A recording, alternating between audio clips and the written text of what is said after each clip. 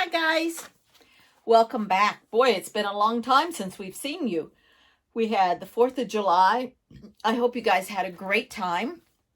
I hope you guys were safe and had lots of great fun with your fireworks.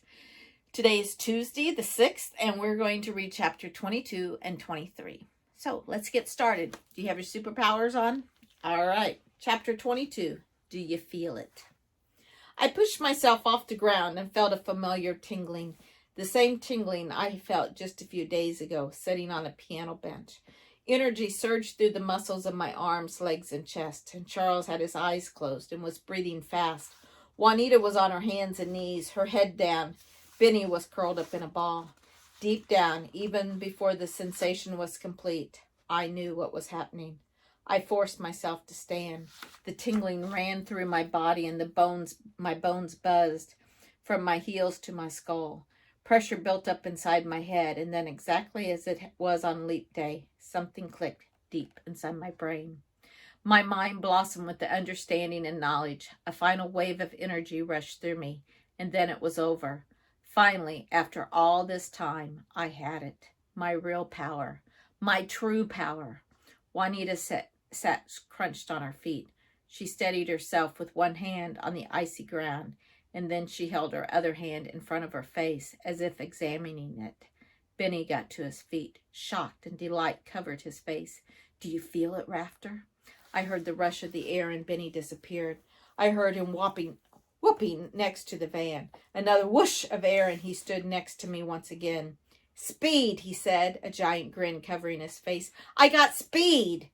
Charles had recovered. He jumped towards Juanita. "Give me my phone!"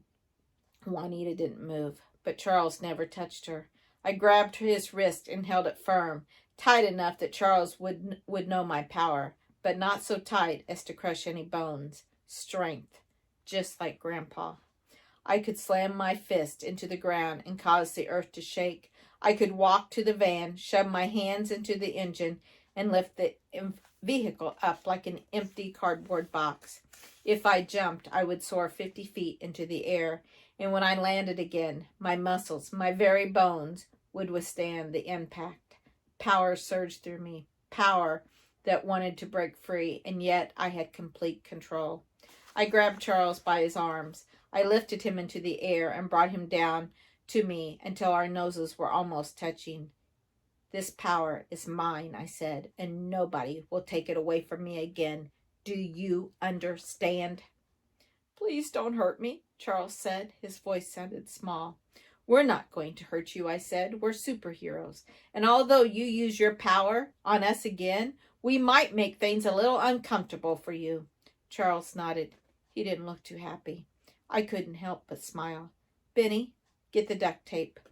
"I never leave home without it," Benny said, and he dashed to the van, returned a few seconds with his backpack.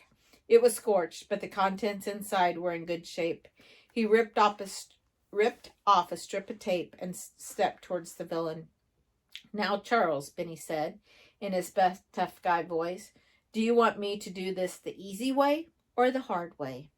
Charles tried to run, but before he could take 2 steps, my brother had caught him and taped up his arms, hands, and legs. Benny finished with a strip of tape across his mouth. "I'm tired of hearing you talk." Benny stood over the villain, resting one leg on the chest, and then raising his arms in the air. "Somebody take a picture," he yelled, and then another whoop, and he was gone, dashing around the dump. I couldn't believe it. Just like that, we'd gotten our powers and beaten the villain. We'd done the impossible. I bent over Charles, who didn't look too happy about being taped up, and retrieved our phones.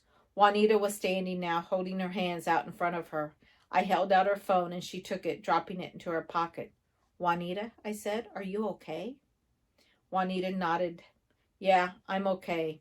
I could see tears in her eyes. I wasn't sure what to say. What do you do when somebody says she is okay, but she doesn't appear to be okay? "Did you not get the powers you wanted?" I finally asked. Juanita made a sound that sounded like a sob and a laugh, both trying to get out of her at once. "I'm sorry. I just wasn't ready for it." "Ready for your power?" Juanita nodded. "I got the same power as—" and she lowered her head for a moment. and then looked at me again.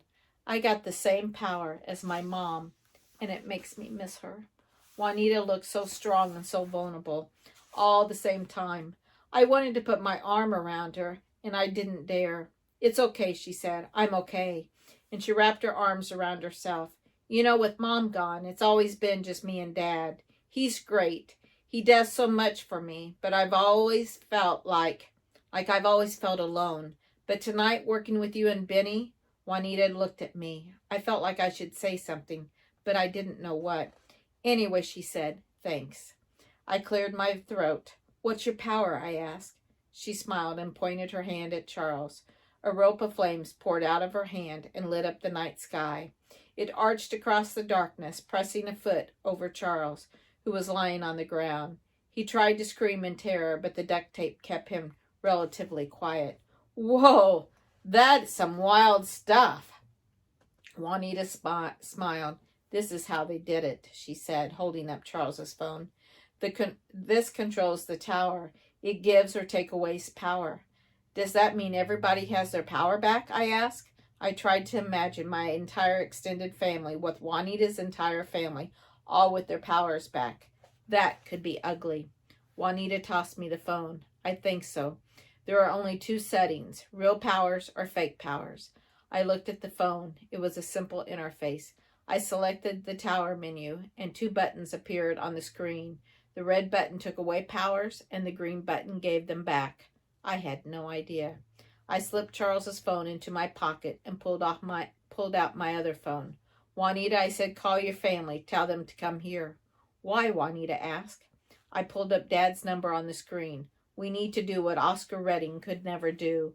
We need to get both families together right now. We need to start talking, and we need to prove once and for all who the real villains are. If that doesn't get the families to stop fighting, nothing will. Juanita nodded and pulled out her phone. We'd done it. 3 kids without real powers had done them possible. We'd saved the day. That is when a black helicopter descended from the sky. Chapter 23. Would you be so kind as to explain this mess? In a flash, Benny was by my side. What's that sound? He asked. I had just spotted the aircraft and pointed towards the flashing light in the sky. Helicopter. It must be Dick. It must be Dirk. I don't think that's one of ours, Benny said.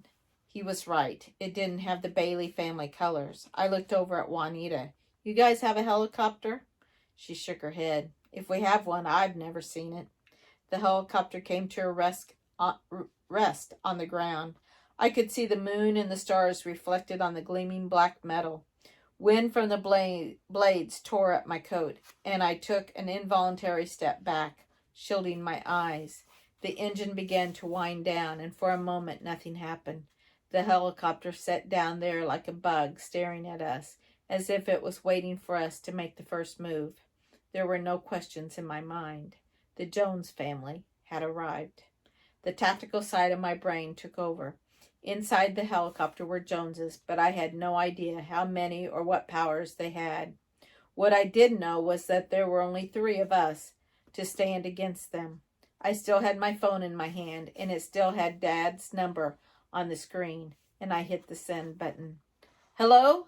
I heard Dad's voice.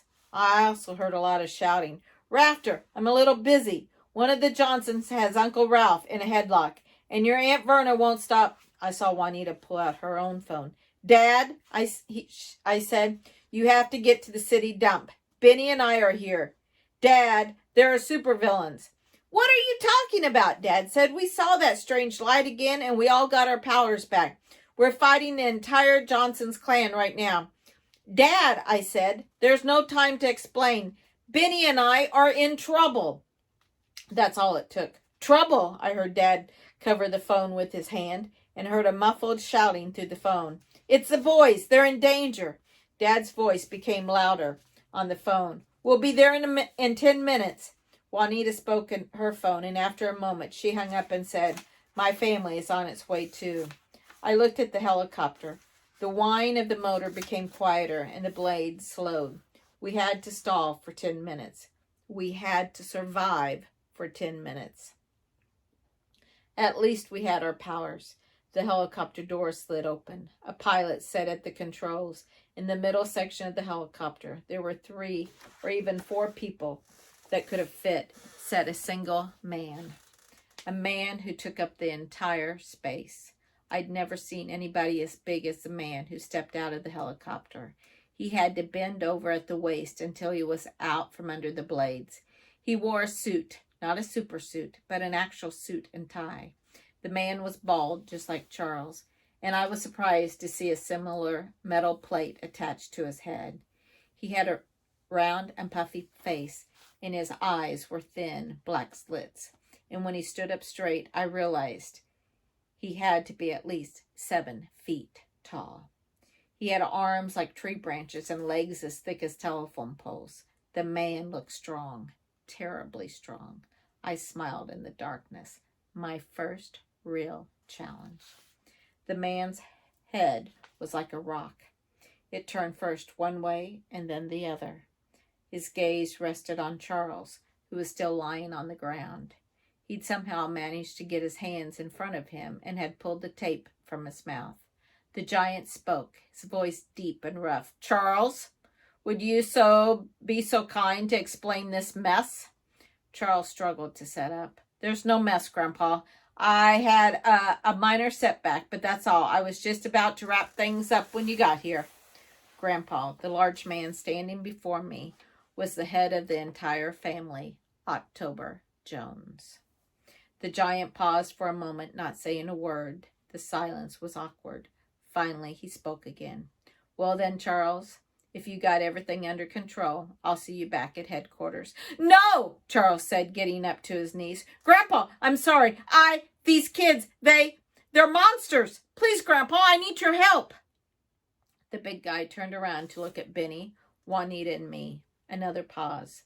The tactics side of my brain tingled. Something wasn't right. "So you've been beaten by 3 children?" the giant said. "Charles, just when I think you can't set my expectations any lower, you blotch things up. Ways I couldn't possibly believe." The giant laughed, and it sounded like a cement truck barreling down the gravel road. My heart pounded, but I cleared my mind. I looked around, drawing the dump again in my head. Each person in vehicles became a dot. Charles, Juanita, Benny, the giant, the helicopter, the van. I made a list of anything I had to use in a fight. Something still tickled the back of my mind. "Enough!" the giant roared. "Charles, it's time you learn a lesson. Watch how it's done."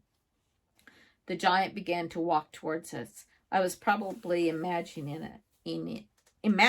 it, but I thought I felt the ground shaking under our feet. I looked at the helicopter. At the giant, he kept pausing before he spoke. What was I missing? I saw a flash of light on the side of the giant's head, moonlight reflected in the darkness, and I knew the answer. I formed a plan. "Benny," I said, speaking low and clear, "when I give the word, you go left. Make sure Charles doesn't interfere. If he tries to levitate anybody, keep him busy." Benny nodded, a forced smile creeping over his face. "Juanita," I said, "you go right and try to distract the giant."